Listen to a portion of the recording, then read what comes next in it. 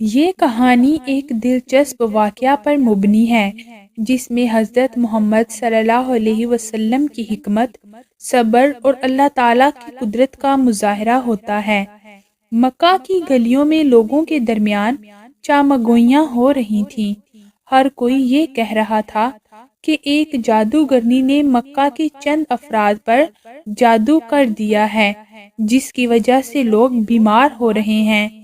جادوگرنی ایک ویرانے میں رہتی تھی جہاں وہ عجیب و غریب عمل کیا کرتی تھی۔ وہ اپنی طاقت سے لوگوں کو نقصان پہنچاتی اور اپنی طاقت پر غرور کرتی تھی۔ کچھ پریشان حال لوگ حضرت محمد صلی اللہ علیہ وسلم کے پاس آئے اور جادوگرنی کے مظالم کی شکایت کی۔ انہوں نے مدد کی درخواست کی۔ آپ صلی اللہ علیہ وسلم نے انہیں تسلی دی اور فرمایا کہ اللہ تعالیٰ سب سے بڑی طاقت ہے۔ حضرت محمد صلی اللہ علیہ وسلم جادوگرنی سے ملاقات کے لیے اس کے ویرانے میں گئے۔ جادوگرنی نے اپنی طاقت کا مظاہرہ کرنے کی کوشش کی لیکن آپ صلی اللہ علیہ وسلم کے چہرے پر سکون تھا۔ جادوگرنی نے بہت کوشش کی لیکن اس کا ہر عمل ناکام ہو گیا۔ وہ حیرت زدہ ہو کر رہ گئی۔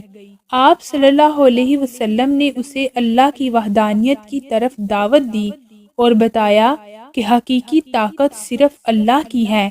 جادوگرنی نے آپ صلی اللہ علیہ وسلم کی باتوں سے متاثر ہو کر اسلام قبول کر لیا اور اپنی زندگی اللہ کے راستے میں ایک وقف کرنے کا عہد کیا۔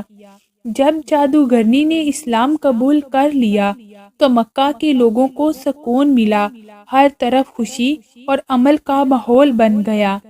یہ واقعہ اس بات کا ثبوت ہے کہ صبر، حکمت اور ایمان کے ذریعے بڑی سے بڑی طاقت کو شکست دی جا سکتی ہے۔ حضرت محمد صلی اللہ علیہ وسلم کی زندگی ہر انسان کے لیے مشعل راہ ہے۔